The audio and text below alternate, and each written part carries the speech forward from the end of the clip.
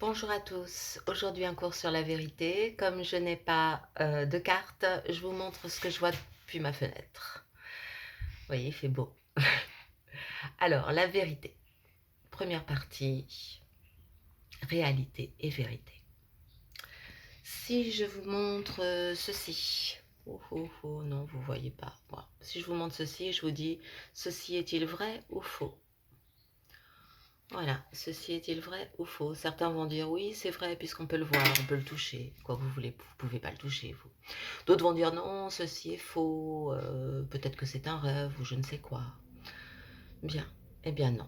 Ceci n'est ni vrai ni faux. Ceci est simplement réel. Qu'est-ce que ça veut dire que ça? Maintenant, je vous montre la même chose. Je ne sais pas si vous le voyez. Et je vous dis, ceci est un éléphant vert à petits pois. Eh bien là, on va pouvoir dire que mon discours est faux. Ceci n'est pas un éléphant vert à petits pois. Ceci est une carte vitale. Autrement dit, imaginez un monde où personne ne pense, personne ne parle, il n'y a pas de pensée. Eh bien, dans ce monde, il n'y aurait que de l'être. Il n'y aurait ni de vrai, ni de faux, il y aurait de l'être, du réel. Mais aucune pensée, aucun discours, donc aucune vérité, aucune pensée. Voilà. Alors, il y a de vérité ou de fausseté qu'en ce qui concerne la pensée ou le discours qu'il énonce. Le réel n'est ni vrai ni faux, il est simplement réel. Seule une pensée et le discours qui énonce la pensée peuvent être dits vrais ou faux. Ça, c'est très important.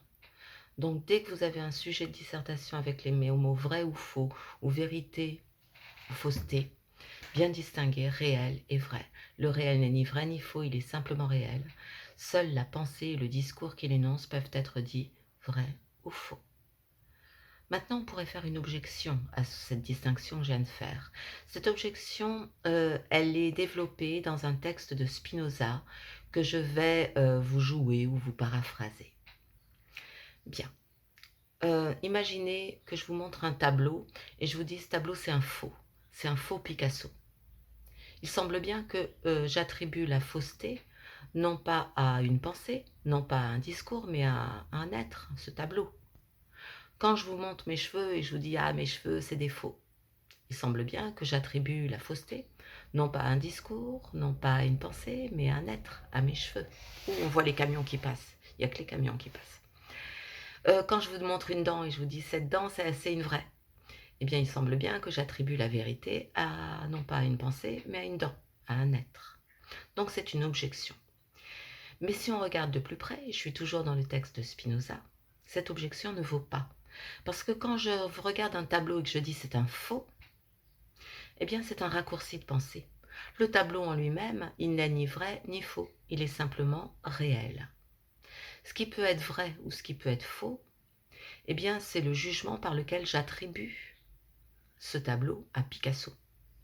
Autrement dit, ce qui est vrai, c'est pas le tableau en lui-même, il est simplement réel, le tableau. Ce qui est faux, c'est simplement le jugement par lequel j'attribue ce tableau à Picasso. C'est donc bien une pensée qui est fausse. Pareil pour mes faux cheveux. Quand je dis que mes cheveux sont faux, eh bien mes cheveux ne sont ni vrais ni faux, ils sont ce qu'ils sont, voilà. Ce qui est faux, c'est le jugement par lequel je dis que mon cheveu est naturel. D'ailleurs, mon faux cheveu, c'est une vraie perruque. Voilà. Donc, l'objection ne tient pas. C'est un raccourci de langage qui me fait dire qu'un tableau est faux, que des cheveux sont faux, que d'une dent est vraie. C'est toujours quand même un jugement, donc une pensée, qui est vraie ou fausse. Donc je reviens toujours au premier point, c'est la première partie du cours. Le réel n'est ni vrai ni faux, il est simplement réel. Seule une pensée et un discours qui énonce une pensée peuvent être dits vrais ou faux. S'il n'y avait aucune pensée dans le monde, il n'y aurait ni vérité ni fausseté, il y aurait de l'être. C'est tout. Deuxième partie. Je vous donne le titre. Le titre de cette partie, ce sera « Vérité matérielle et vérité formelle ». Ah non, avant de faire ce titre, je précise donc, la vérité est une exigence de la pensée. La vérité est une exigence de la pensée. Vous vous souvenez des sceptiques? Les sceptiques, c'est ceux qui disent « mais il n'y a pas de vérité, c'est pas vrai, il n'y a pas de vérité ». Et on avait vu le paradoxe du sceptique, parce que dire il n'y a pas de vérité, c'est affirmer il est vrai qu'il n'y a pas de vérité. Mais s'il est vrai qu'il n'y a pas de vérité, il est faux qu'il n'y a pas de vérité, puisqu'il y en a une. Et cette vérité, c'est qu'il est vrai qu'il n'y a pas de vérité. Donc on a vu que la position sceptique est paradoxale. Mais comment comprendre ce paradoxe? Eh bien, ce paradoxe se comprend parce que la vérité, c'est une exigence de la pensée. Avant même de savoir ce que c'est que la vérité, avant même de savoir si la vérité existe ou pas, est-ce que c'est ce qu'elle est, etc. Avant même cela, eh bien, la vérité est une exigence. Si les sceptiques n'avaient pas en eux-mêmes cette exigence de vérité, ils s'en foutraient, ils diraient pas la vérité n'existe pas, c'est pas vrai. Si les sceptiques disent que la vérité n'existe pas, c'est parce qu'ils sentent en eux cette exigence. Donc on retient, la vérité est une exigence de la pensée. Et donc maintenant, deuxième partie, vérité matérielle et vérité formelle. Ces mots de vérité matérielle et de vérité formelle, ils viennent de Kant. Hein, c'est Kant qui a fait cette distinction, donc au XVIIIe siècle, mais elle existait avant évidemment. C'est Kant qui l'a bien noté en distinguant vérité matérielle et vérité formelle. Je n'ai pas de tableau noir ni blanc, mais donc imaginez-le. Et notez cette phrase. C'est pas cet enchaînement de propositions. C'est ce qu'on appelle un syllogisme, j'y reviendrai, c'est inventé par Aristote. En tout cas, c'est un discours qui énonce une pensée. La voici. Donc, notez bien sur l'écran de vos consciences.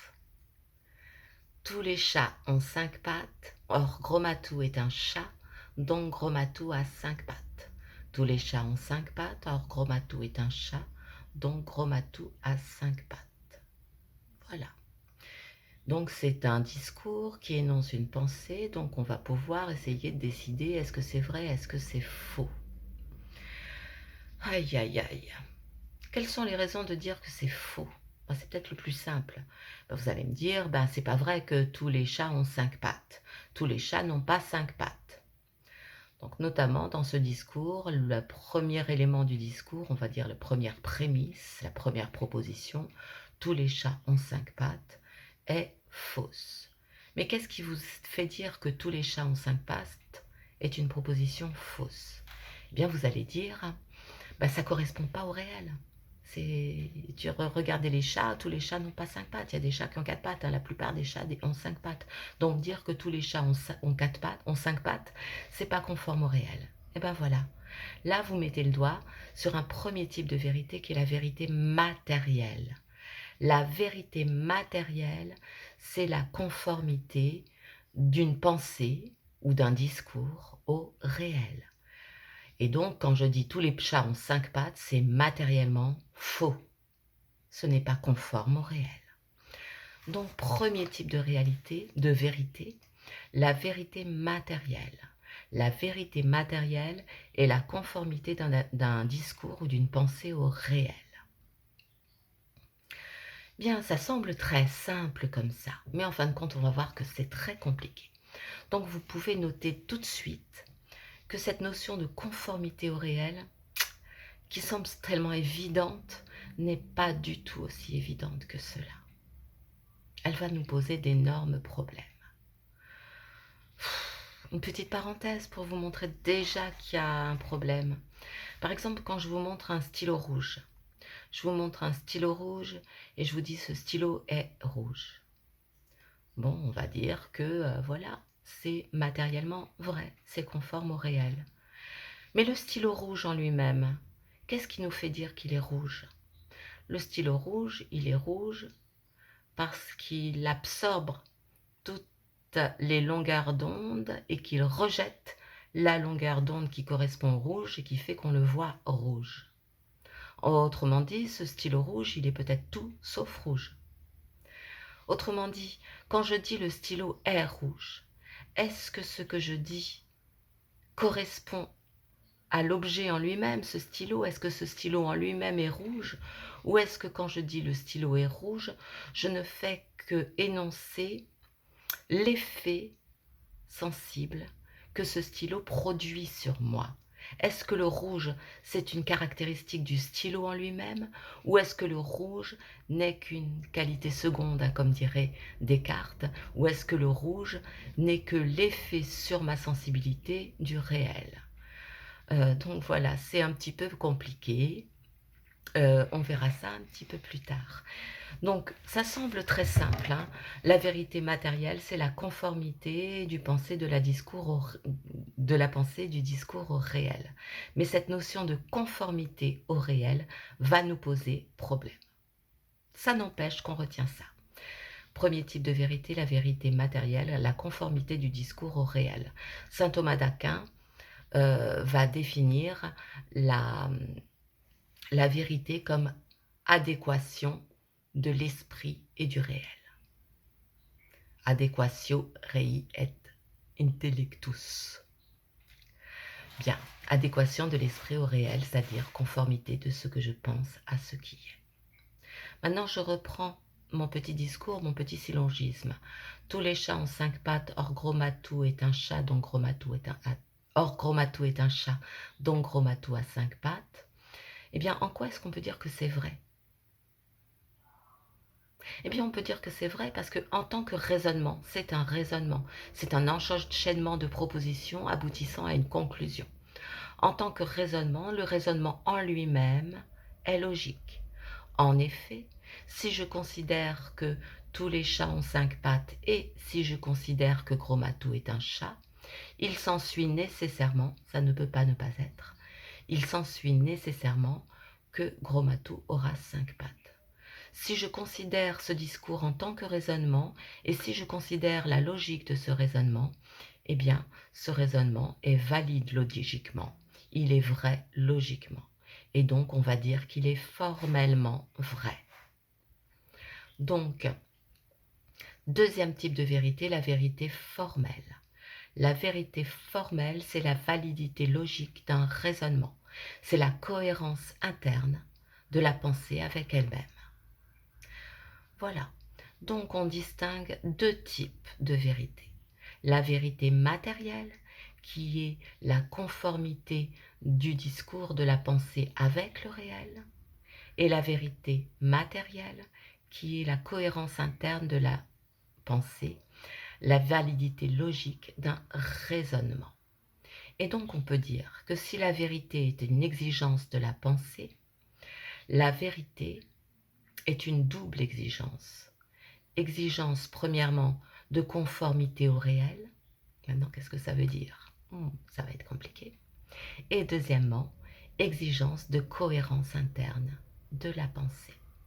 Donc, je résume. Première partie, distinction réel-vrai. Deuxième partie, distinction vérité matérielle, vérité formelle. J'arrête là.